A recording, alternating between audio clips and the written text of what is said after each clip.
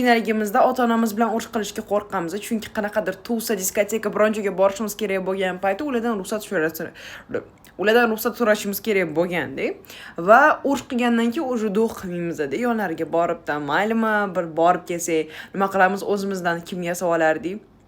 Borardik-da, ko'zimizni pastga qilib, ertaga shu bir cho'zardik.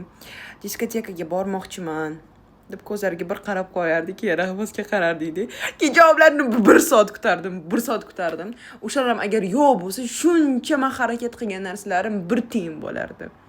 Prosta masalan qayergadir borishimizdan oldin bu oilaviy menimcha problema urush boshlanishi kerak. Masalan, qayergadir menga razрешение kerak bo'layotgan bo'lsa, kichkinaligimda bo'lgan bu narsa, faqat urush boshlanardi-da. Как будто bu bilan meni qo'ymaslik uchun qanaqadir urush qilishardi va menga o'sha duxim yo'q-da, ulardan ham so'rashga ketam.